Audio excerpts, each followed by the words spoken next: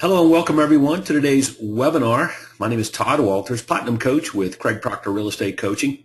And it's always a pleasure to speak to you, especially as we make time to work on our business. Now in today's webinar, we're going to be discussing statistics, how to effectively use statistics to crush your competition and dominate your marketplace. Now I know everybody loves that title, and I can't think of any members in any of our coaching programs that, wouldn't agree that would be a fine thing to do. So to help us with this topic today is Leon Dancona, President of IMS Incorporated. Leon, how are you doing? I'm doing really well, and Happy New Year to all the participants.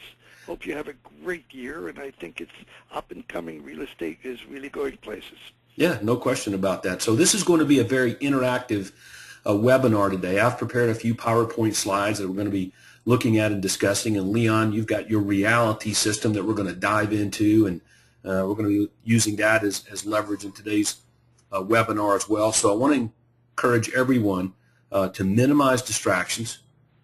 Go ahead and silence your cell phone. Try to minimize your email or cut it off. Close your door, because what we're going to be discussing today could very well be a game changer for you. I know it was for me in my business when I learned it from Craig. Craig learned it from Leon. So over the next hour, we're going to get right into why knowing and using statistics is vital to you making a quantum leap in your real estate business, and how to use these statistics to win over sellers, as well as how to use statistics to recruit and build the best team, and using statistics for superior marketing results. Okay? Now, not surprisingly, information, especially insider information, can be a very valuable tool when it comes to making decisions about where to go and what to do in your business as well as your life. But I remember, Leon, when I was in high school and had a statistics class, even took one in my brief stint in college, and you know what, I thought I was going to pull my hair out listening to the professors out there. So, I don't even know what some of these things mean, like nominal probabilities and statistical significance and all these other things that I have a very difficult time saying, since I'm from the South. We don't even know what statistics are. Statistics are something that we use to make sure that we wash the dishes at least 3 times a week, right? Well, I should tell you that I did fail statistics at Columbia 2 semesters in a row, and what we really are doing is just analyzing MLS data, historical data, and putting them into perspectives so that we learn from the past and see where we're going. Gotcha. Now, when I learned how to use statistics in my real estate business, and again, this goes back to the I guess mid to late 90s when I first saw you, Leon, at one of Craig Proctor's conferences, that it works. I mean, absolutely, you can crush your competition with it. So now, first of all, let's make sure everybody understands that we're talking about actually using statistics in the same way that we use other leading-edge technology to enhance different aspects of our business. Okay, you can use statistics to put your best foot forward, make yourself look really, really good. Bottom line is give yourself a competitive edge. So let's make sure that everybody understands. Everyone has access to their board's computerized listing service, their MLS, which means you have access to a fantastic amount of raw data. Now, there's no reason why you can't go into your MLS system yourself and pull out this data, analyze it, and use it to your competitive advantage. Now, even though, as Craig says, the old joke runs about truth, lies, and statistics, you got a responsibility to make sure that even if you manipulate the numbers a little to your own advantage, that you don't actually misinterpret or misinform the public. Very important about that, because it'll come back to bite you in the fanny if you do. And there's certain rules that hey, look, that you want to follow when you're using statistics as well. But even though the information is there, Leon, it seems like a lot of real estate agents, they don't take the time to go in and do this work themselves. Why is that? Well, because like I usually tell agents, I'll make a deal with you in Long Island. I won't go into real estate if you don't go into statistics. It is really a job that is very time-consuming, and to get it right takes time, and that's what we do. while allowing the real estate agent to do what they do best, and that is buying and selling homes. Yep, and you've got your program called Reality. As a matter of fact, you built the program specifically to take care of all these issues of using statistics to make ourselves look good, using statistics to find out where we should market, who we should be focusing on, recruiting, and a whole host of other things that we're going to get into here over the course of this webinar. And I know that program is fantastic. And I want to spend some time, if we can, really looking at that thing and seeing exactly what it does and how we can all benefit from it. But yeah, you're right. Stick to what you're doing. Stick to what you're best at, and you can get great results and leverage or delegate the rest of it. So I'm glad that we've got you here to help us with the statistics. So let's take a look at a little more detail of exactly why we want to use statistics here in our real estate business. So I hope everybody understands that the word is assume. Okay, now Leon, tell us about this this assume acronym that I've seen at conferences before. Well, everybody knows the short form for assume is an as out of you or me. One of the bigger problems that you have is you can talk yourself out of a deal because today's consumer is really, really well informed.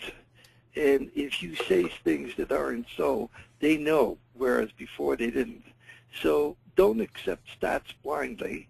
If you do, you can end up with 11 fingers, and that's why if you hold up your right hand and count backwards, you'll get 10, 9, 8, 7, 6. Add your right hand, and that makes 11. Now, that may be a mathematical misnomer, but it nevertheless starts making some sense and puts doubt in people's minds. So if you're going to use stats, you have to quote an independent source to be credible, whether it's statistics.gov or wherever you go. Stats don't make the agent. The agent makes the stats. You walk in and all you can do is quote stats. You start thinking like a statistician, and that's not what your client wants to hear. And, very often you read a stat or you see a stat, you have to understand that if you go to a tiny little place and there is 11 homes sold for the last 12 months, that's not going to give you a statistical basis on which to figure out what happened in that market. It's too small. And it's wise to remember that the more you want the listing, the seller wants to sell. They really do. They're motivated for their own thing, and if they find somebody that they can rely on, then they'll certainly give you the business. And when you look at a stat, it has a reason. Why is the market going down? Or what is the market doing? What's causing all of these distressed sales? And we all know the reason, and that is what makes the stat, not the stat makes the reason. So I think that's a little bit about assume that you can think about when you use statistics. Gotcha. Okay. So now it sounds, on one hand, it sounds really exciting, that we can actually put numbers out there, statistics, graphs, and charts. Looks official. It is official. It's real data. And using that as leverage to win over sellers and grow our real estate businesses with smart and sound marketing. But on the other hand, it absolutely is to listen to you talk about it. It sounds a little bit boring and mundane, but my experience has been over the last 8 years or so as Platinum Coach, Leon, is I don't know any of our agents that are seven-figure income agents. I don't know any of them that do not use statistics in their business at all the levels that we're discussing on today's webinar. So I do want to make that point. So that must be a commonality among very successful agents, would you say? Absolutely, and you can make those statistics fun, short, and the best way to use them is with graphs, because graphs are easy to understand, simple graphs, and they really represent the distillation of thousands and thousands of numbers all in little graphs, and they're easy to understand, and they make a really good point for you. Mm-hmm. So everything's available. Your reality program pinpoints just about everything that we could possibly be interested in.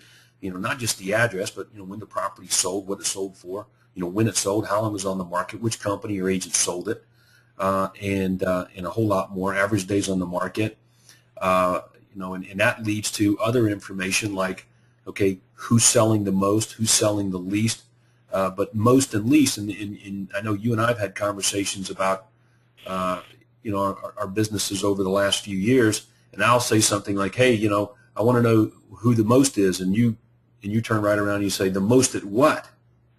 They're like, well, who sells the most homes? The most homes at what? And like, there's always another question that follows up these these statistical things that I asked you.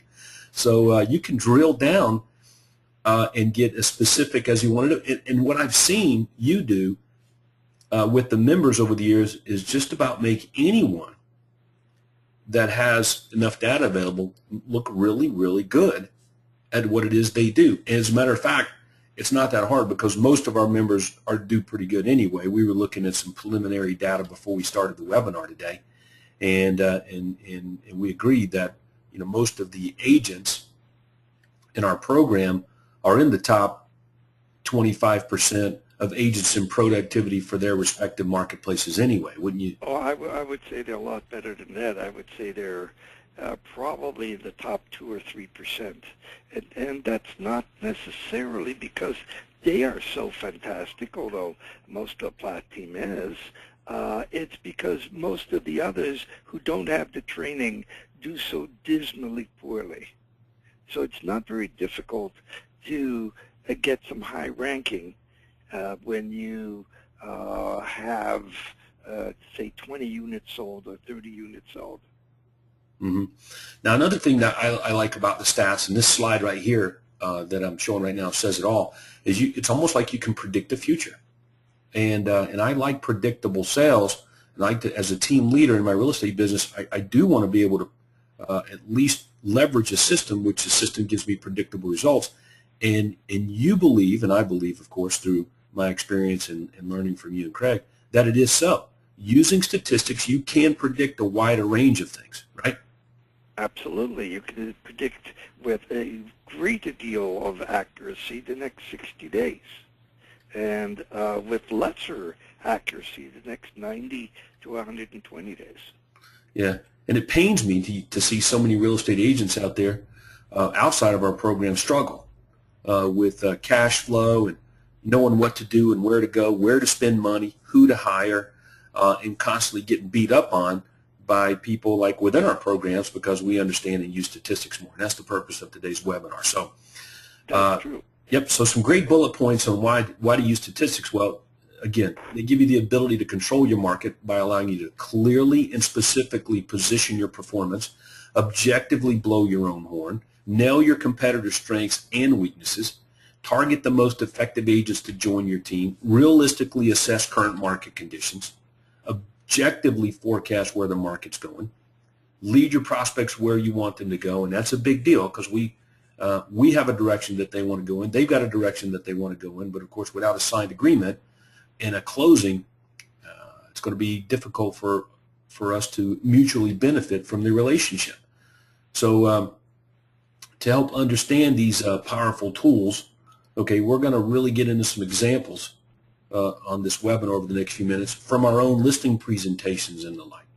But creating celebrity or clearly and specifically positioning ourselves and showing our performance, I think, would probably be the easiest place to start when using statistics in our own benefits presentations. Would you say that? Would you say so, Leon?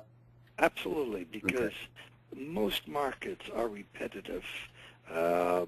They have seasonality, and you can figure out when you should actually take your vacation. You know when you're going to be very busy and when it's not, because markets do repeat themselves. So let's take a look at a couple of examples then.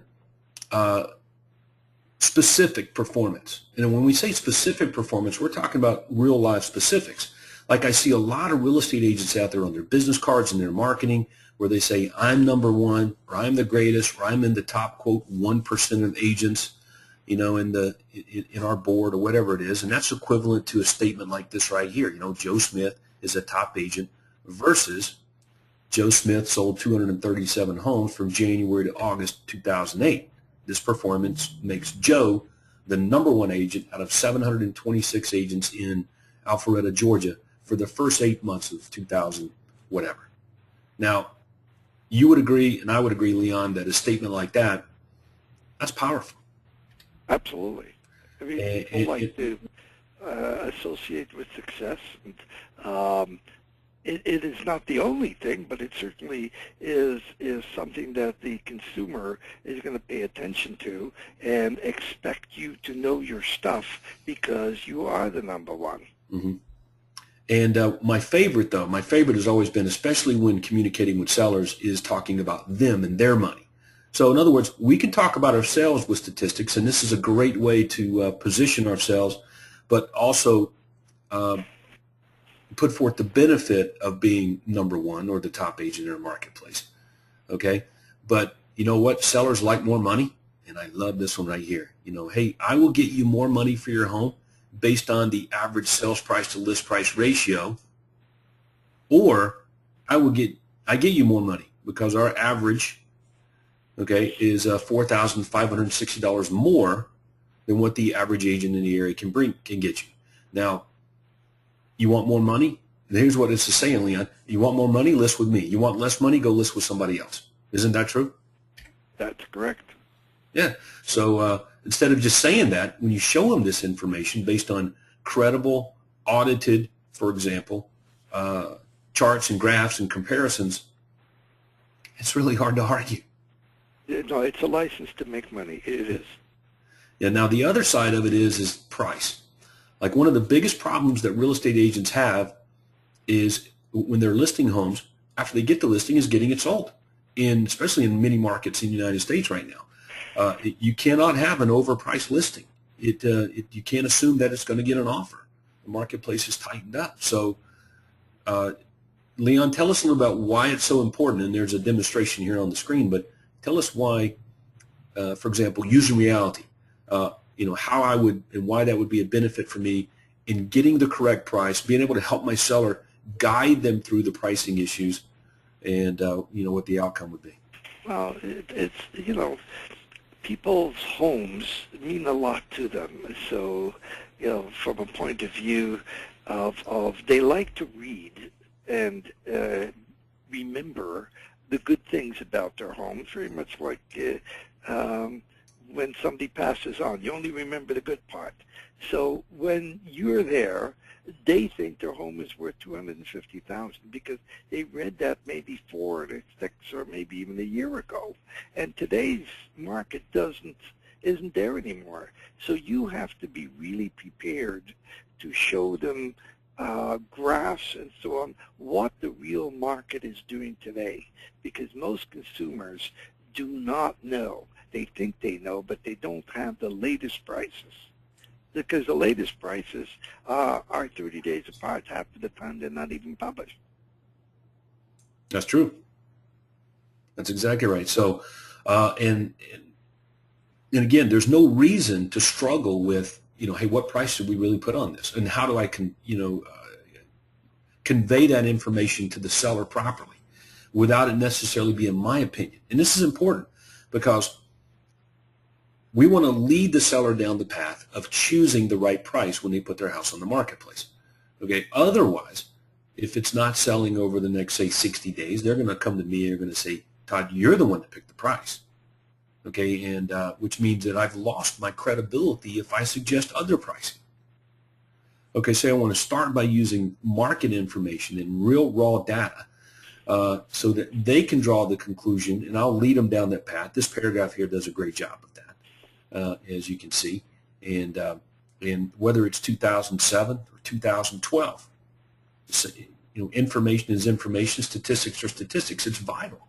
So you can see we've been using this information for years and years and years to be very, very successful. Okay, how about objective? Let me just add to that. Mm-hmm. Nobody argues about the fact that you pull up to the gas pump and all of a sudden the price is ridiculous, and you just take this and you fill up your car, because you recognize that there's nothing you can do about it. And if we're in a position to say the same thing to a homeowner, to say, hey, look, I'm victim of the marketplace just as much as you are. You think I don't want to sell this house for $300,000, but the market won't allow it. And that. If you have that proof, you don't have the credibility problem anymore. That's right. And it's a great way, without saying it, of diminishing the credibility of your competition if they're coming in and saying something different, creating doubt or establishing doubt. That's a big deal. So now let's look at consider the difference between the following two ways presenting the same information to our prospects using an actual example. Okay, Miss Jones, I'm the best agent in your town. I sell more homes than any other agent. So you see, you really should list with me because I'm the greatest. Or, Miss Jones, I'd like to share some information with you about agent activity in our market here. As you can see from the following chart, we're fortunate to have been responsible for helping most of the area residents make their move so far. Okay, and I've got a graph here, and you can see it. Here's me, and here's our competition. So the logical question is, well, who would you rather list your home with? And having this demonstration of value, and I think that's probably the best way to say that, being able to demonstrate this kind of value is, well, put it this way, it reduces objections, and when you later close to get your listing agreement signed, for example, you'll command a higher commission. As a matter of fact, Leon, and this just hit me, that all the agents I was remembering that use statistics in this way, they all get anywhere from 1% to 2% more money on their listing sides than that of the average agent in their marketplace. And I don't think they would be able to do that without demonstrating value like this, do you? That's correct, and many of them still, even today, in today's market, have a registration fee. You want to list with me, you got to give me $300-400 up front. Yeah. Non-refundable. Yeah, I think I'm much more likely to do those things if I trust and believe what you're telling me, if I'm the prospect, listen to this. Now tell us a little bit about, using statistics to look at our competition and using that to our advantage.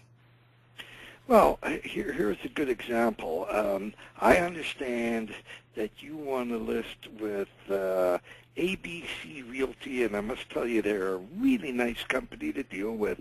And everybody that I've met that's dealt with them have had nothing but good to say. The only thing is that I've done my homework, and I notice that their average price is like $160,000. My company's average sale is closer to $400,000, which is what we're hoping to get for your house. Don't you think we're more qualified? I believe you are. Yes, and you see, not everybody works for RE/MAX, and there's some major players out there, and if you have a smaller company, you get some real problems, because it's hard to compete with the big boys, whether you're a supermarket or you're a building company or whatever it is.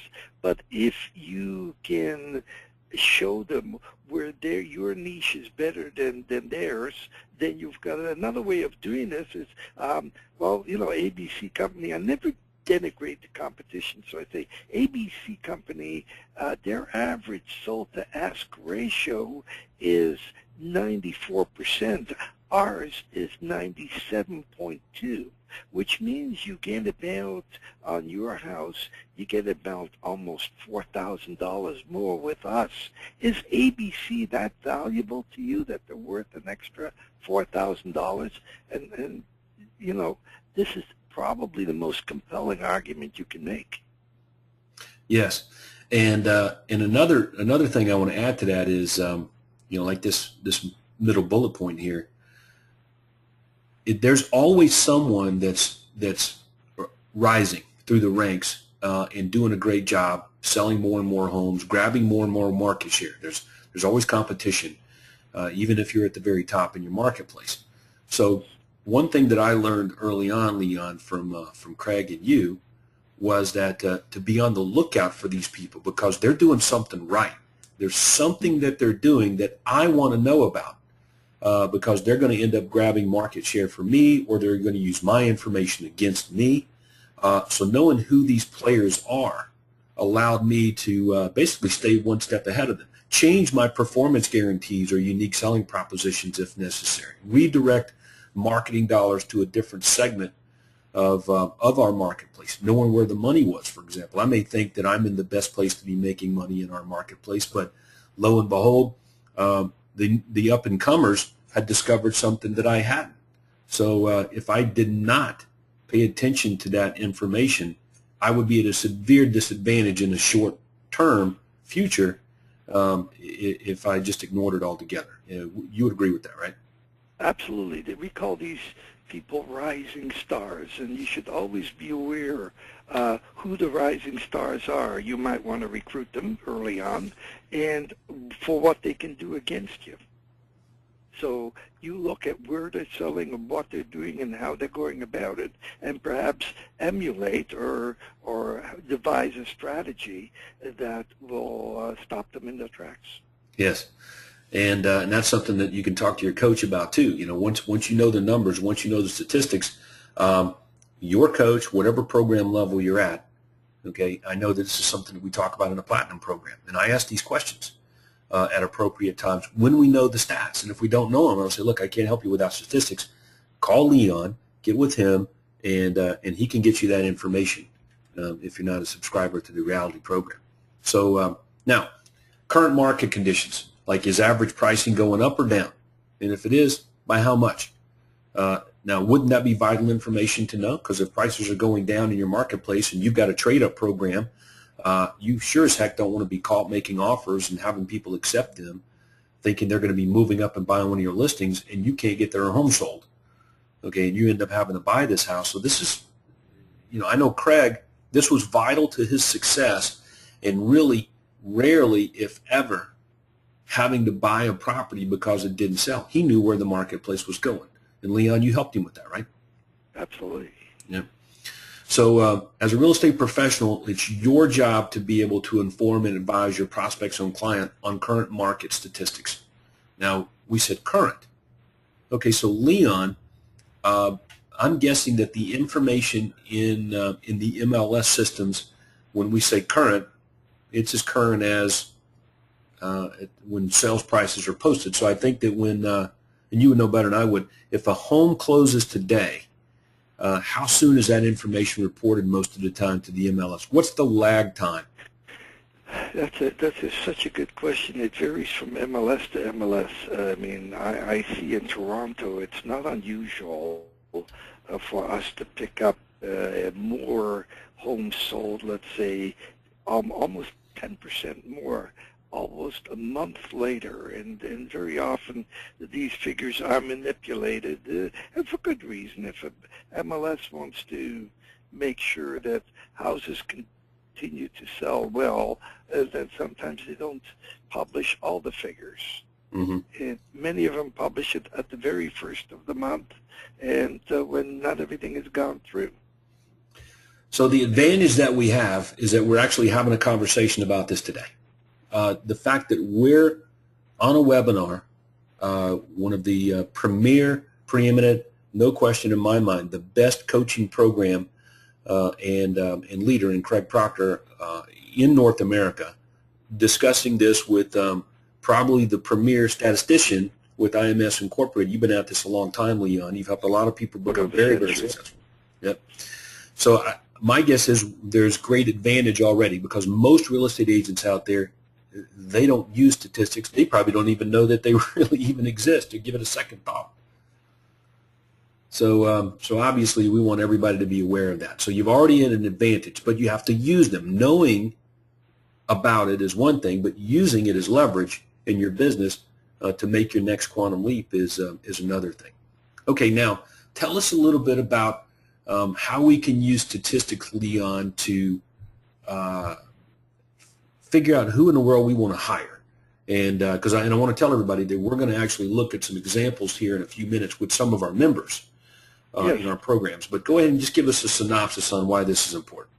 Well, you want to know exactly, first of all, there has to be a harmonious team. You don't want somebody at the water cooler always moaning and groaning how terrible real estate is.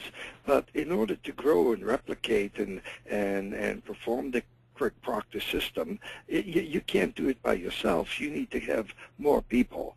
And like it says here, most agents tend to not tell the truth about their performance, especially if it's weak.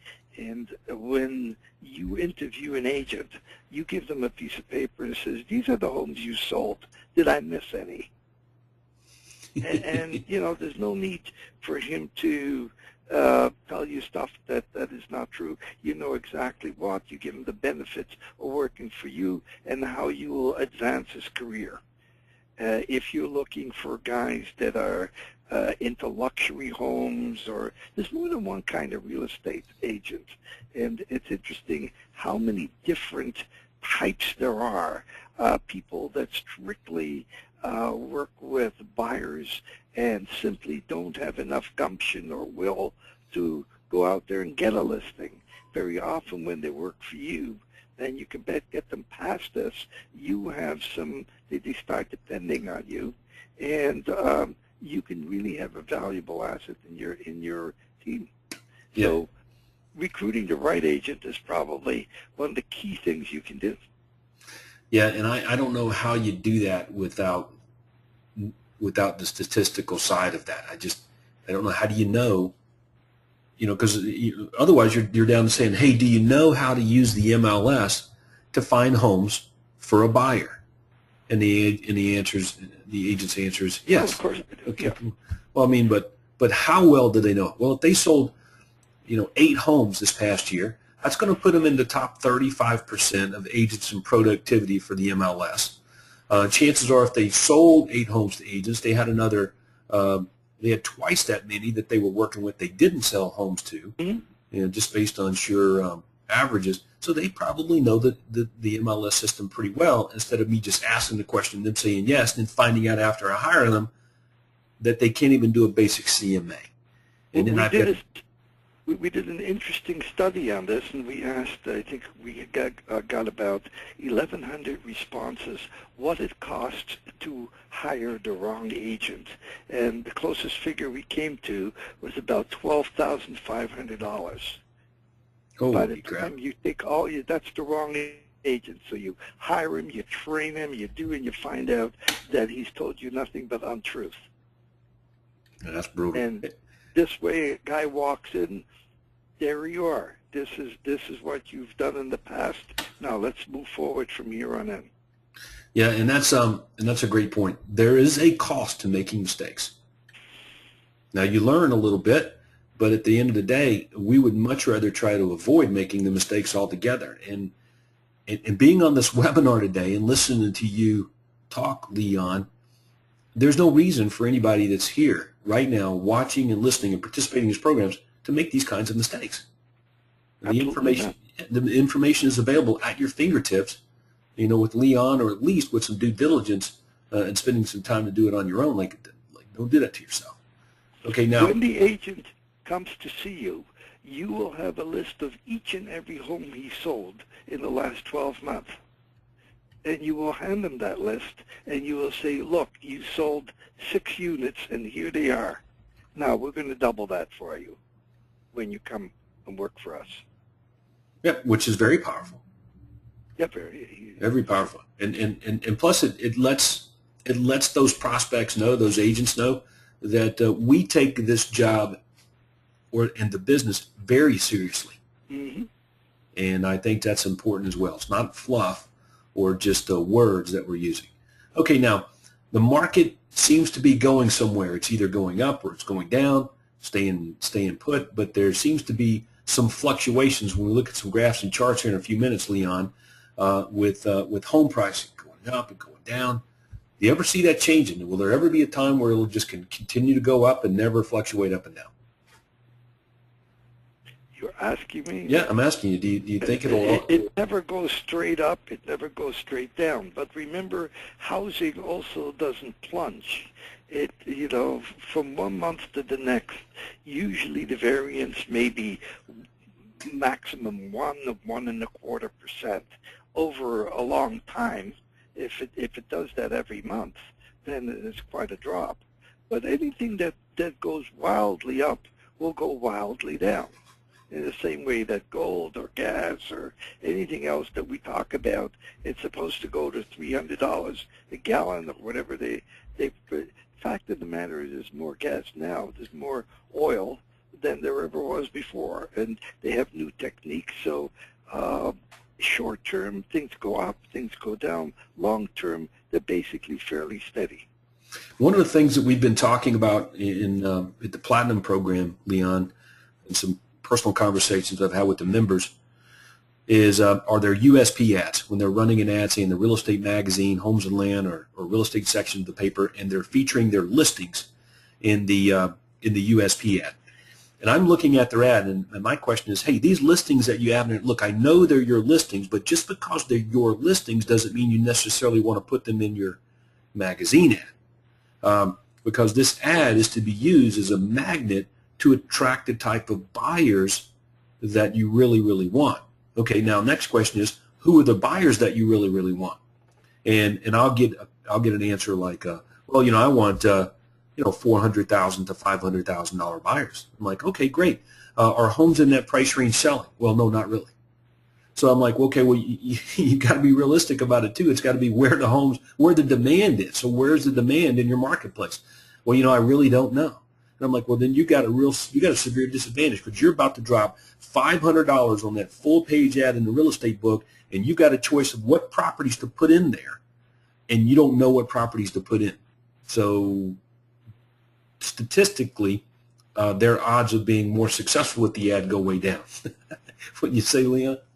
Yeah, well, Todd, you hit on a very good point in that most real estate professionals are not looking at what facet of the market is selling. Is it condos? Is it single-family dwelling? Is it luxury? Is it move-up type of homes? I mean, each market has something that is moving.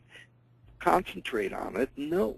Like I always say, going to a 7-Eleven, they know every piece of merchandise that moves and that doesn't move. And that's what real estate agents should do. And statistics will give you that. Yep. And then, of course, leading our prospects where we want them to go. Like taken together, all of these items give us control. They give us the power to lead our prospects and clients where we want them to go, to understand what we want them to understand, and make the decisions that we want them to make. So, Leon, here's a famous quote from you. Remember, more than you want the listing, the client wants to sell their home. Is that true? That's so true. And if that isn't true, you shouldn't be working with them. If they're just trying to see if they have a house and they figure, well, if they can get $500,000, they'll sell it. That's not what especially in today's market. You don't want that client. That's exactly right. All right, so let's take a look at a few examples here, Leon, I've got. First example is from my listing presentation here on specialized knowledge. In other words, how likely is it that your home will be sold by the agent that you choose to sell it? So based on statistics that we've got, we determined that the properties that we listed were basically 2.5 more times likely to sell over and above that of the average area agent. So success rate. So when the marketplace was really changing in metro Atlanta, in the part of town that I worked in, Leon, what we found is that people still thought their home was, all they needed to do was get it listed and it would sell. They just assumed it was going to sell. But according to the real estate board statistics, only 1/3 or so of the properties that went up on the marketplace for sale sold. 2/3 of them didn't. So when I showed every homeowner this information, yeah, they were shocked by it, but now they were much, much more willing to listen to me and be more conscious about price, especially when we got into pricing the property for sale, because it was easy to use the same statistics to show them why the homes weren't selling. And they were just not in line with the marketplace. And we saw some slides on that a little bit earlier. So well, now, it's hard to argue with this presentation. It's excellent. Yeah. So as a matter of fact, for my team, when they would go out there on listing presentations, I said, well, let me put a slide in there with a little video so that I can give a quick 45-second monologue on why statistics are very important and why professionals use statistics while others don't. And that set the groundwork for it. Because in all of our presentations, Leon, I was real big on my agents using statistics to demonstrate results. Now, we were fortunate because the real estate board here in town, they would put out graphs like we see on our screen here. It was a company called Smart Numbers that did it for the multiple listing service here in our town, and it was just an audited book that included graphs which showed the trends from year to year. So you could see, like on listings closed, this is in 2009 now. I don't even have 10, 11, and 12 slides up on the screen here, but we're just talking in 2009. You could see from 2000, okay, which is that little gold line, okay, to where 2009 started out. So in 2009, number of homes that were selling had dropped to 2000 levels. Now, if I showed 2010 and 2011 and 2012, they had to basically create new graphs because the prices actually fell all the way back down into the late 90s in terms of number of homes sold. Okay, now that sort of trend or slowing in the marketplace allowed me to position myself as, number one, an expert. But the second part of it is now they're paying more. I'm the only one giving them this information and showing them this information when I went and spoke to them. So it speaks volumes. I didn't really have to say anything except just give them the information. And then when we got into looking at the CMA after they agreed to do business with me, the rest of it was easy, and it really is. So wouldn't you say, Leon, that using statistics like this actually makes the agent's job easier to get the listing, to get the right price, and to get a higher level commission? Much easier, because there's much less room for argumentative conversation. It is what it is. How can I argue with this? Now, let me ask you a couple questions about some of these stats then, okay, like expired listings, okay? So our point here is that we were showing that more and more homes were expiring or not selling within their listing time frame with the agent that they were doing business with. So it was important for the homeowner not to trust just anyone. That, where real estate might have been in higher demand a couple of years ago. So if this is 2009, I go back to 2007, and I use those numbers. Okay, I can say, well, now it's much, much more important, critical even, for you to make that if you want to sell your home before the end of the listing term with your real estate agent, that you not just trust anyone, that you got to go with the agent that can create the most demand for your home. And using these statistics, I think were very important to that. So same thing with a great chart to have in your information toolbox. Now, what about withdrawal or cancellations, Leon? Do you ever see agents or advise them on using those numbers? Does that have anything to do with anything in the marketplace? It likely does, but it's not well documented. I mean, what you need to do is go into the MLS and go to the historical data, and sometimes agents don't even put it in. It's just not there anymore. Yeah, here's what we found, and the reason I started including it as in the later years before I sold my real estate business, is that you could see that cancellations or withdrawn listings or people taking their home off the marketplace hovered around this number consistently for years and years and years. Okay, but then more and more and more people became frustrated. It was the interpretation that I got from it, and they just took their home off the market. They just canceled the listing. They just weren't selling. The agent could not get the property sold. Okay, and then I get to turn around and show them our statistics. Say, look, this is what we're doing. This is how many of the properties that we list sell. And I showed that statistic there just a little bit ago, that slide. Now, my interpretation, Leon, you tell me if I'm wrong, was the reason for all this turmoil in the marketplace that we were looking at on these previous slides. The reason was supply and demand. Okay, for years and years and years and years, we had this kind of level of inventory. Okay, well now we have this kind of level of inventory. So we have more supply and less demand. So pricing your property and trusting it with the right professional means you getting out of here and getting a fresh start, or you getting out of here and getting into your new home that you want to be in the time frame you want to be in. All the more critical now. So was I right in terms of how I was using, the levels of inventory in our presentations to the homeowners?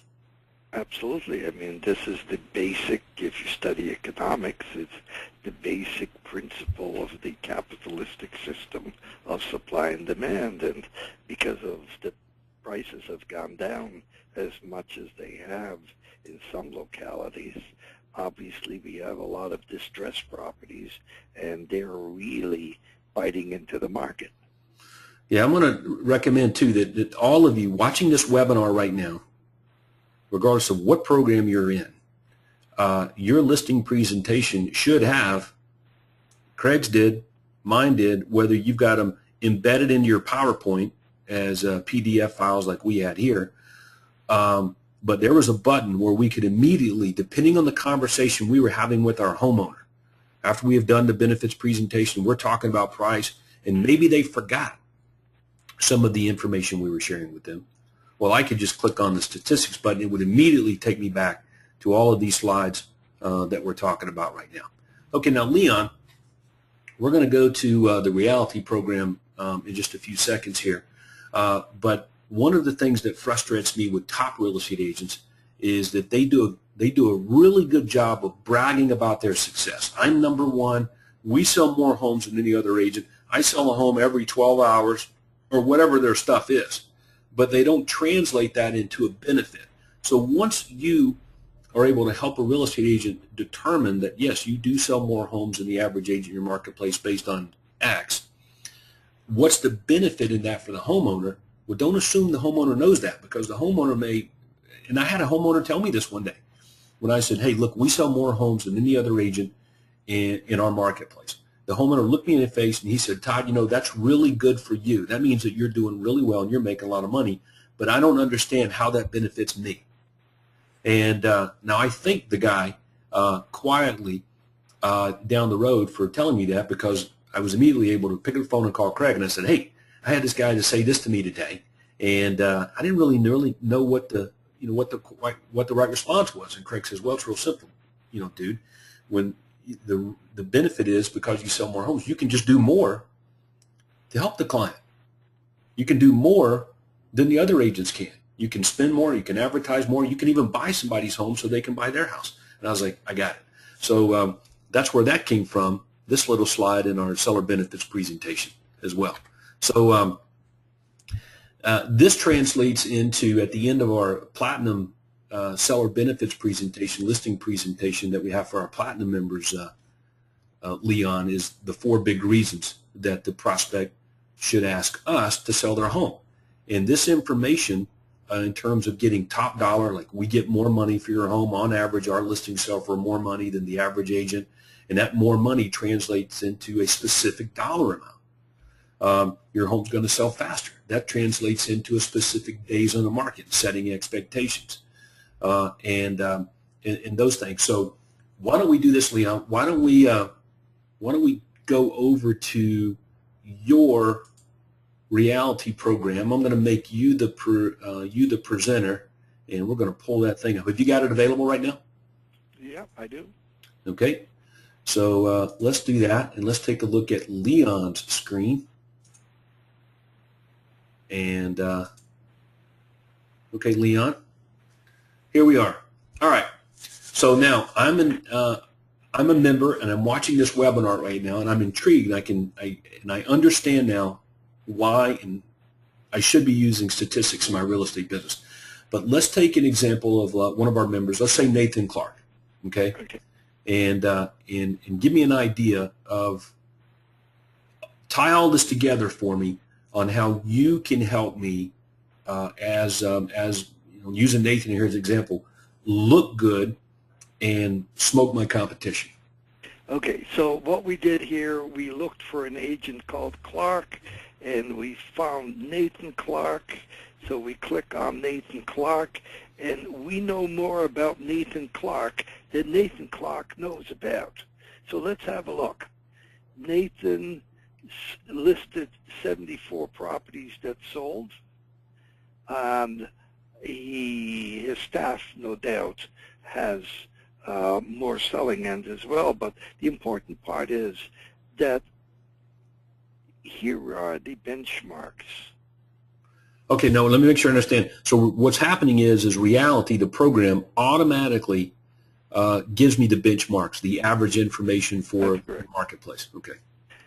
So what we can do is the average agent takes 100 days to sell a property.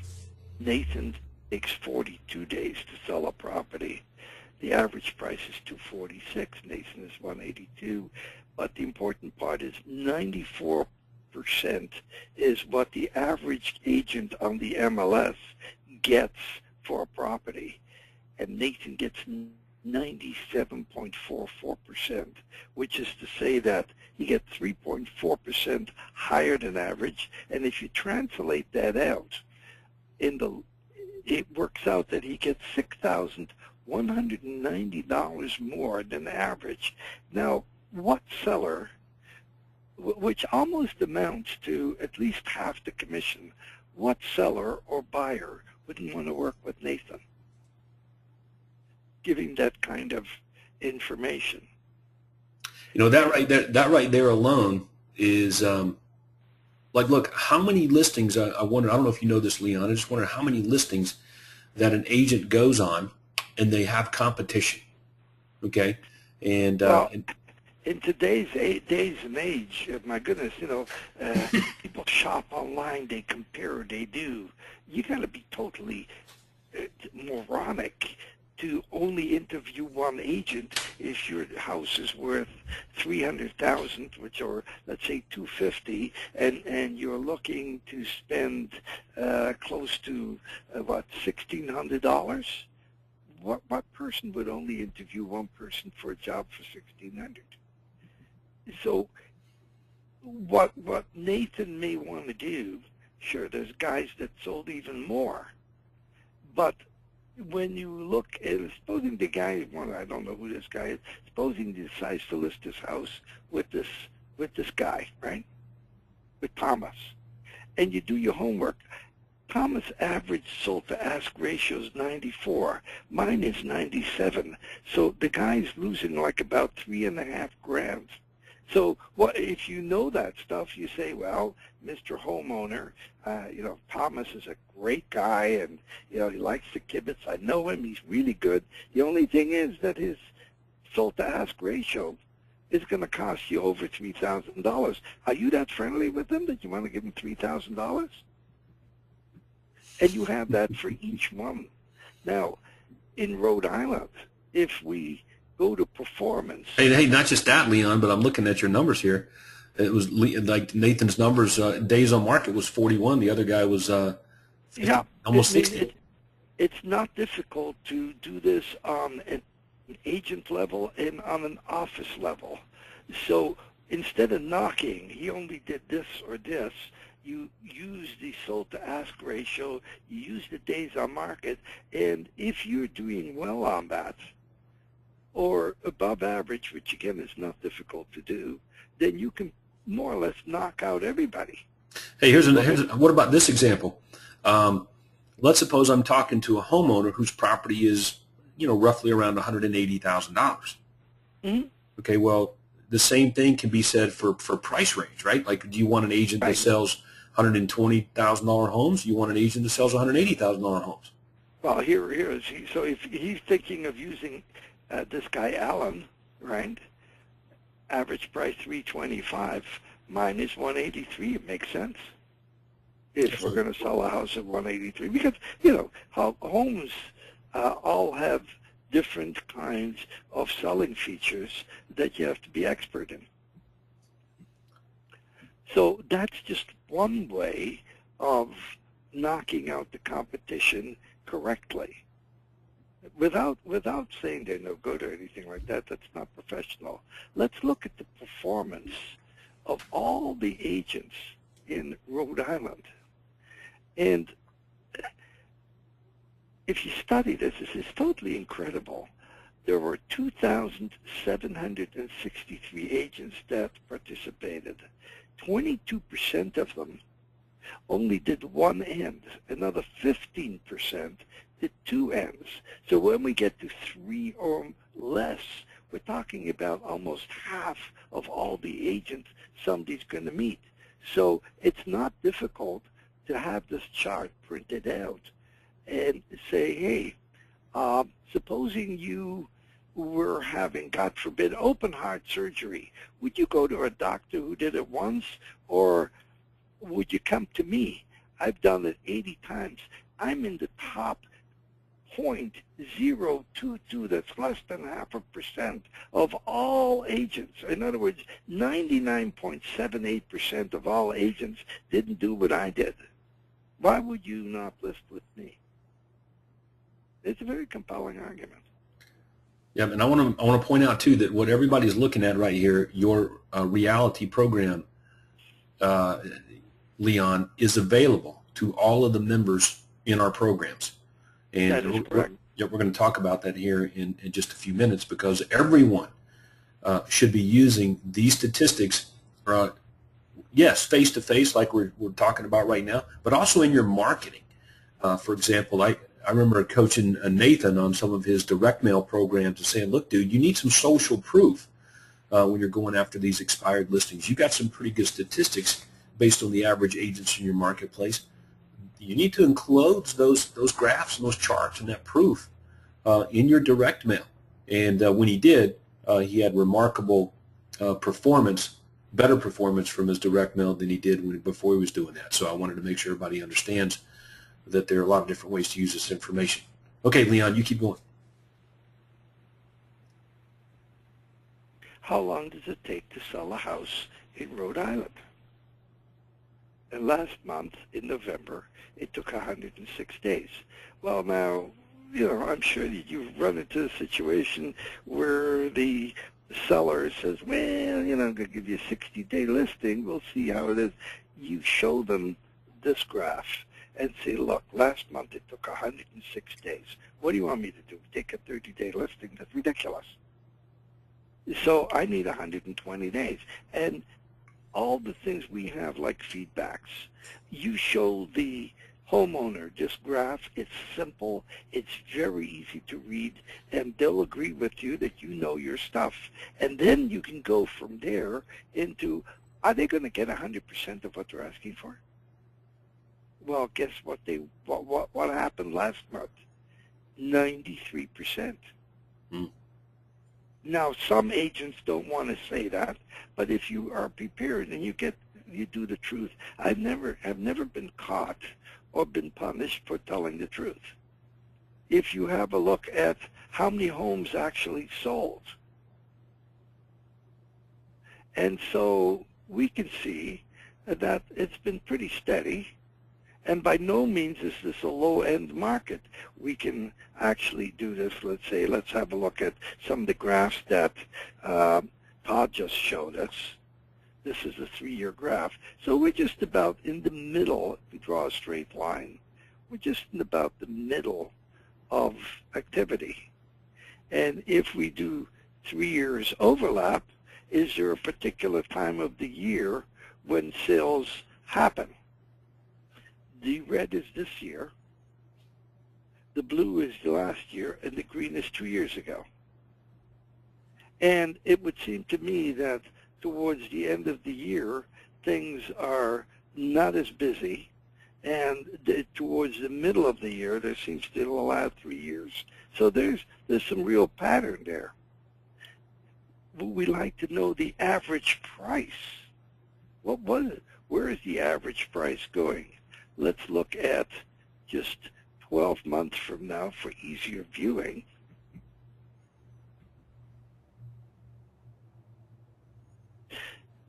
Is this a good time to buy your house? Is this a good time to sell your house? It's always a good time to buy or sell, because if it's not, then you don't make a living.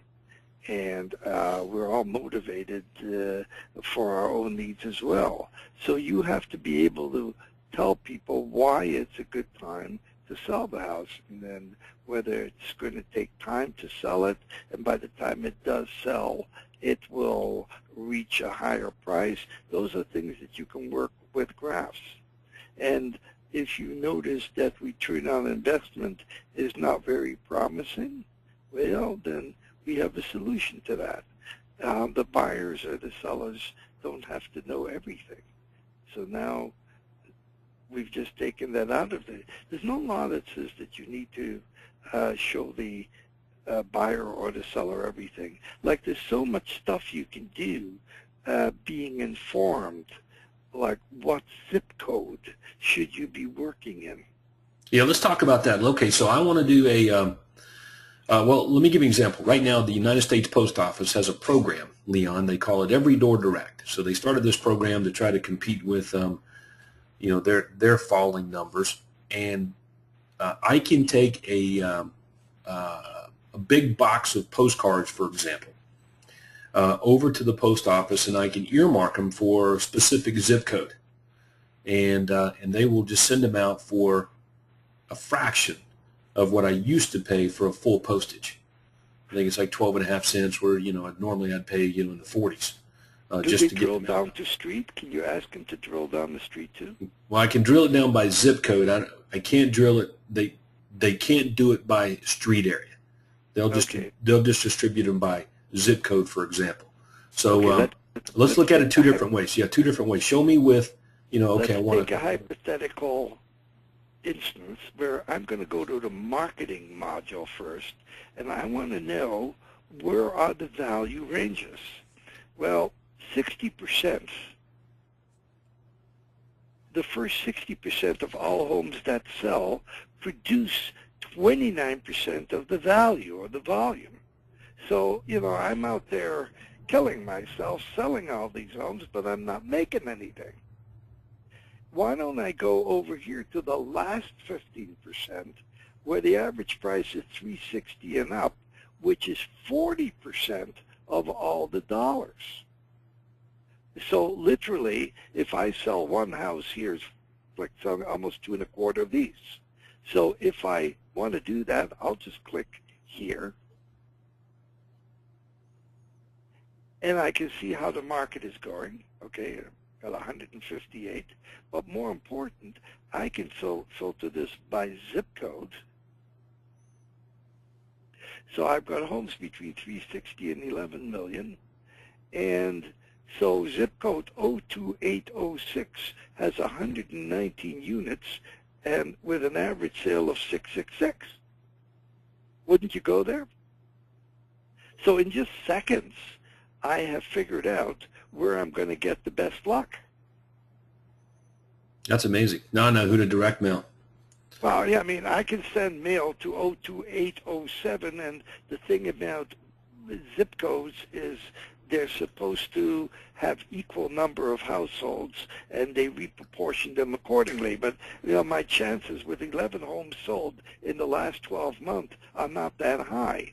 So the other thing is I'm a firm believer, and I think you are too, that we're better sending 5 postcards to one street 5 times rather than sending, you know, 1 postcard to a gazillion people.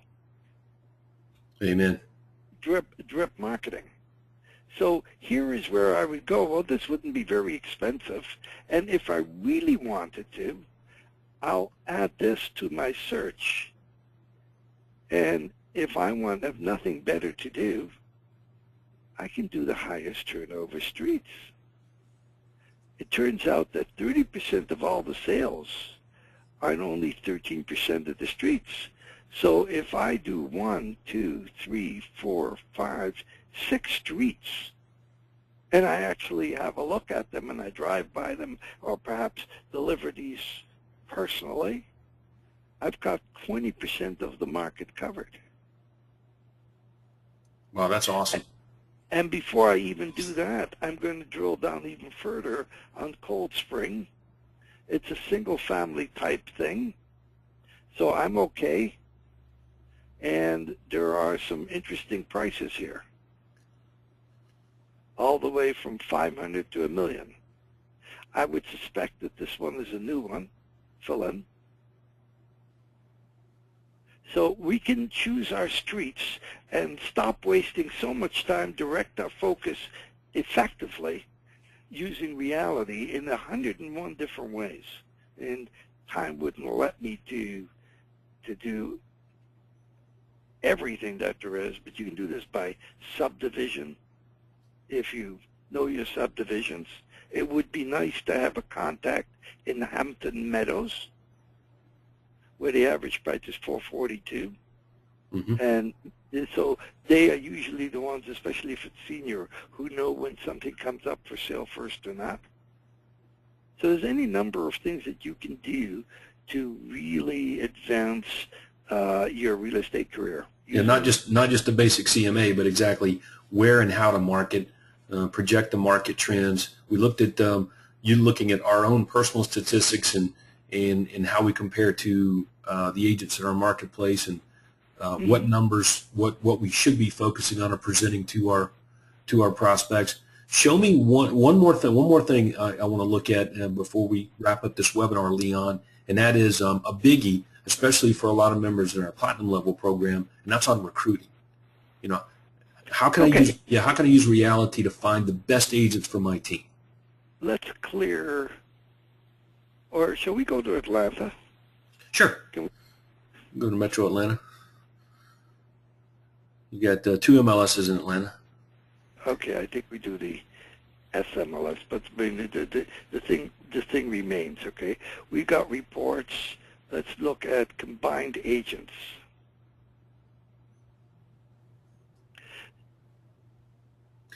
Now, so we got 14,000 agents. Now, how the heck do you pick anything from 14,000, right? Impossible. So there's a button here, and I'm going to ask you, how many homes do you want agents who have sold? Let's say you're looking for guys who did from 20 to 30 units, right? Now, why would I look? I mean, how would I determine what to look for? Well, okay, you could certainly have a look and see. It's trial and error. Average sale, let's say I want guys who sold greater than or equal to, say, 400,000. I'm looking for some really top-notch agents finished. Let's see how many we got now.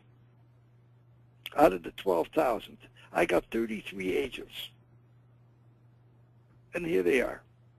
So it's taken me seconds to, if I don't want to, notice that, supposing you are with Keller Williams, right? You can even eliminate those. But in seconds, you can find the agent that fits your team. Or, for example, if you want to have agents that are very good in Alpharetta, I think that's one of the. That's where I live. That's where I am right now, sitting in front of my computer at 291 Main Street, Alpharetta, Georgia. In Alpharetta, Georgia. So I'm looking for a guy who really knows Alpharetta, right? So I'm going to add Alpharetta, and the program will respond by only showing me agents who did something in Alpharetta. So there were 1,692 homes sold, and there were 1,678 agents that worked it. So who do you want to look at? I don't know that Ron Duffy, who has our own company, would come, but you might want to do guys who did between 5 and 10, right? So let's see who they are, between 5 and 10 units, and you're ready to recruit. You got 100 perfect calling list. You got 100 people that you can call. And if you like, what you can do is, if you're with Keller Williams and you don't want to recruit from Keller Williams or Remax, so we can say anything that starts with Keller Williams, I don't want on my list. And let's see how many are left. There's 84 left, and you're ready to start calling. You got their emails, you have their phone numbers. And in your case, they even give you private home phone numbers, Yep. which is really neat. But Yeah, not that's all MLSs do. So this is your ultimate recruiting list. If I pick Michael Pruitt, and I have a look at Michael, then I'll know exactly what homes he sold. So Michael never returns my calls, right? Now, Michael Pruitt, look at this guy. He did 894. Didn't do that many in Alpharetta. So I would suggest to you that he sells distressed properties. But if that's what you needed, you got him. Mm-hmm. And he does. I know Mike. He's a big foreclosure agent here in town. Interesting. Now, he is not going to return your call. But if you call him up and say, hello, did you realize that you sell homes 26% faster, and every time you sell a house, you get $1,013 more than average? My name is Todd Walters. Give me a call, and I'll tell you some more. That's a great script. All right, repeat that for me. Okay, there you be. Hello, my name is Todd Walters. Did you know every time you sell a home, you sell it 26% faster than average, and that you get $1,013 more per home sold? Did you know you were that good? Give me a call, 785-4321, and I'll tell you some more. That's great. That's great. That's a great script. Yeah, I mean, not everybody gets this. Not everybody is that good. If we take, let's see if we can get this guy.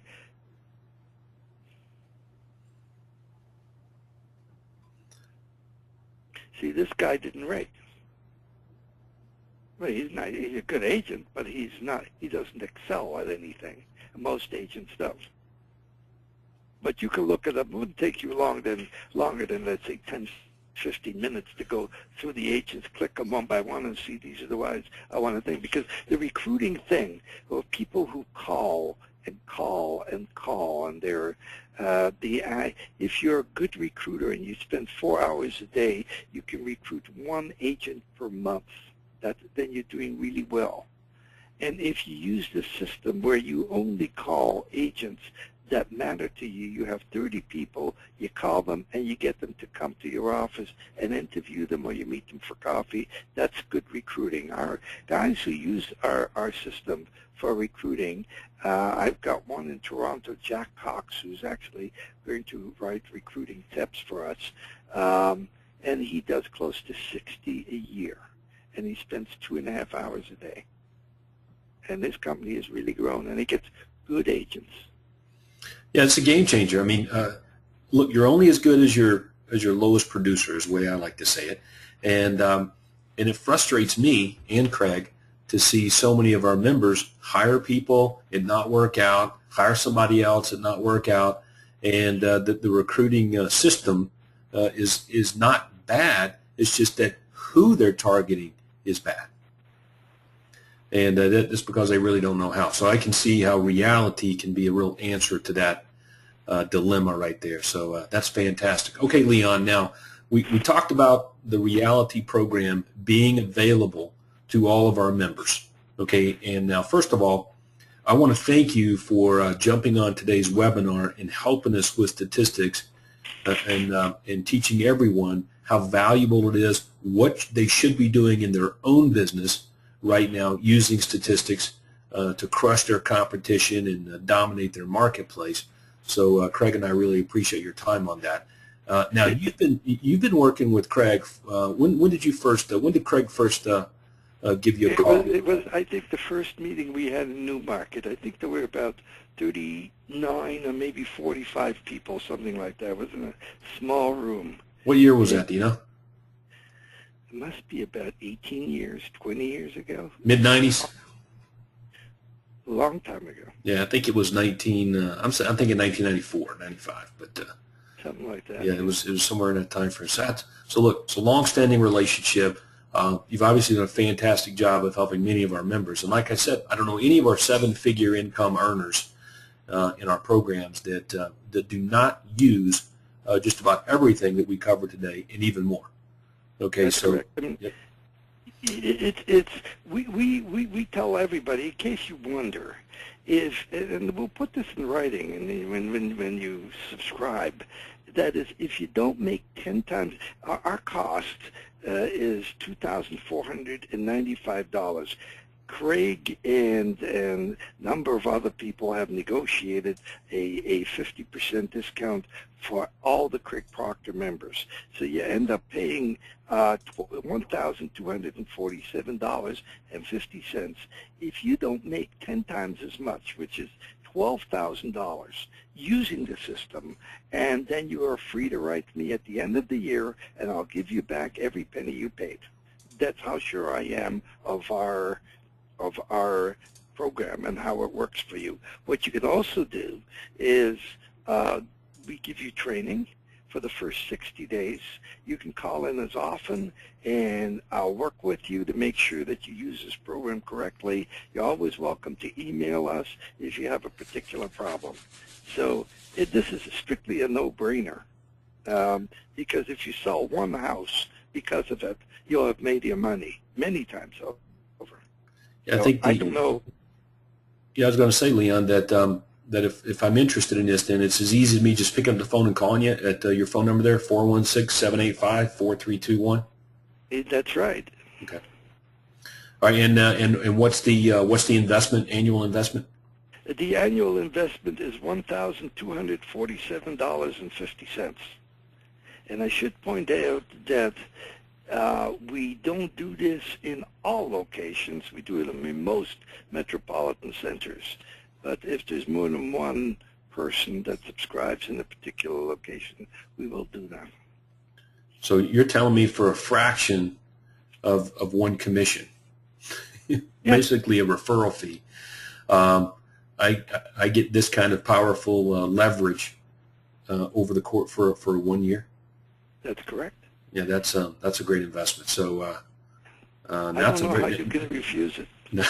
I'm with you there, but we know some people will. Okay, but that's why I wanted to point out that there are commonalities among the most successful members. They use statistics in everything that we talked about today. They use that in their business, in their marketing. If I get a marketing piece in the mail, whether it's a newsletter or whether it's a direct mail to me as an expired listing, if it's coming from one of those members, there are statistics, there's social proof, and demonstration of value. When they go on before they ever show up on their appointments, when they send their pre-listing packets, or whether they're using the ultimate converter, the bomb online, in it is statistics that make them look good and create doubt for all the other competitors. Get face-to-face, it's in their seller benefits presentations, and it's used to get the right price, create trust, compel the seller to list at a higher commission rate, keep the listing longer, and the list goes on, as well as what we just covered, and probably to me the biggie is getting the right people on your team, knowing who to recruit and building an outstanding company like that. So, Leon, that's been a really good webinar, man. I want to end with giving you a success story from a guy in Marco Island who asked me not to use his name because he doesn't want competition. What he did is he would send graphs. He would mark the streets of all the luxury homes, and every second week he'd send them a graph telling them what the houses in the luxury market was doing. He managed to get a listing for $8.2 million and sold it about a month later. And his only complaint was that he only got 2% commission. Well, I'm not feeling real bad for him. That's a pretty hefty amount of profit. Nice job.